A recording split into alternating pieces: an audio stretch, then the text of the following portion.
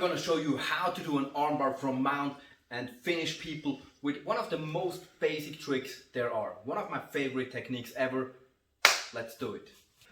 So, armbar, one of the most basic moves ever and still done a lot of times in competition. Because many times you need to inherently extend your arms. And all I need for an armbar is some kind of elbow exposure and some kind of elbow opening. Then I will be able to do an armbar. So the setup for the armbar usually revolves around elbow exposure. Now his elbows are really tight. So I will try to make him expose the elbow. The way I teach it usually is as a direct follow-up to the Americano. Because when I attack the Americano, either the Americano works or he's starting to defend, which will usually include rotating towards the arm. And you see how, oh look! Elbow exposure, plenty of it. Look how far his elbow is off his chest. Wow, wow. So I keep the thread here. And now I will try to threaten his right arm too by bringing my left knee up to the finish of his body, to the end of his body, up until his head. So my middle is really close on his shoulder. If you see this bow here, this is where his elbow is trapped.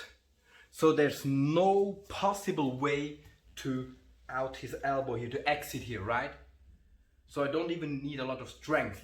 He would need to create space first before he... Now he could pull out his elbow, but if I'm tight, he can't.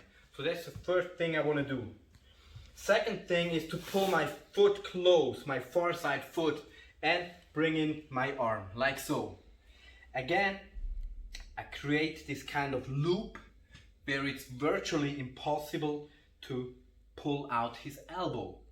He would first need to move me before he could move his elbow, aka bridging or struggling or any kind of movement. And I still threaten the Americano here. So I pull on the elbow a bit, push my hip forward, and then I step over the head, like so. Get good control, and now I'm sitting down first. I sit. I do not fall into the armbar. There's two reasons for it. First, I do not want to injure my training partners, and I don't want to lose control. The next thing I do is I pull his elbow hipwards. Now there's many people saying that the ideal way for an armbar is to open the shoulder and open the hand towards the palm, like so, to the inner side, even 45 degrees up. And yeah, that bears some truth.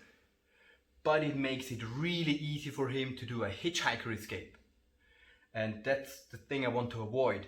So to keep this armbar, all I need to control is, and I need to stop his arm from rotating with a hitchhiker escape, and I need to stop his elbow from slipping out.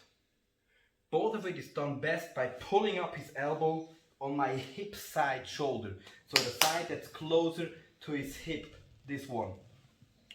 As long as his elbow remains closer to his hip than his shoulder, it's impossible for him to hitchhike out of the way. So I just pull like so, and in the most basic variation he does not have his arms closed. I made a video on that, 25 ways to break the grip. So now we will think the grip is already broken. And I squeeze my knees really tight, like I wouldn't have been on the toilet for 1,000 years, as tight as I possibly can. I pull his head close and I push his wrist to my hip side shoulder, and now I'm gonna hollow body. You see, I even have distance from the elbow. Boom.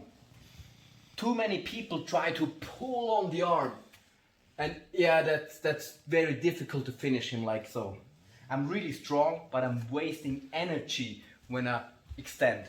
So I push, I close, and now all my force goes into the break of the elbow. Let's see that one again. So attack the forearm, come close with my hip, foot up, knee up, control the elbow, step over, sit, pull on the elbow, close your knees, be really tight, there's no distance at all, close his wrist onto my shoulder, crunch it with my head, close it tight, and usually he will tap before my shoulder blades even touch the floor. To me, that's the #1 variation of the armbar. The second one that anybody needs to know is that whenever he's extending his arms for any reason, he's in serious threat of an armbar. So beginners many times just try to push you off, and even advanced do that mistakes. As soon as he does it, pop! Armbar. We practice it like so. His hands are pushing up, not down, up. And my hands, if I want to attack his right arm, my right hand comes in on his chest. And my left hand comes around, like so. And now I'm leaning forward and pushing all my weight on my hands, all of it, until my feet become really light. And I'm swinging around my left leg to here. And sit. Boom. And again, I got a loop where it's impossible to pull out his arm. I'm stopping him from hitchhiking, bringing close, and finishing.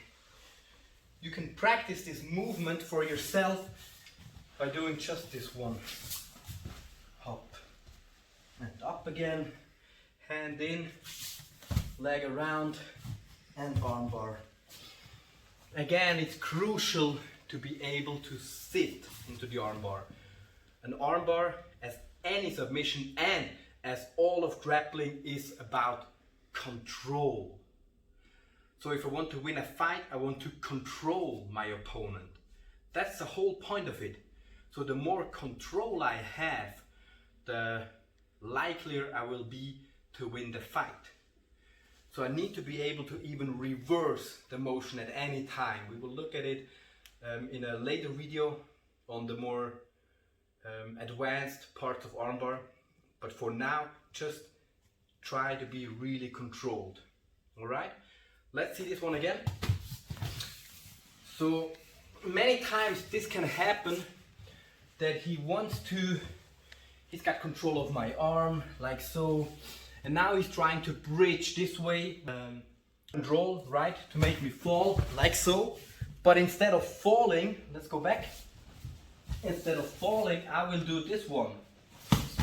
Hop. And I got an armbar again, right? And I'm sitting because now he's ready for the hitchhiker. And I'm ready to just think about stopping the hitchhiker, like so. And control, and finish. Perfect. Be really careful with the armbar. It doesn't have much give. So it's nothing, nothing, nothing, and injured elbow. So do it slowly, do it carefully, tap often, tap early. Thanks for watching.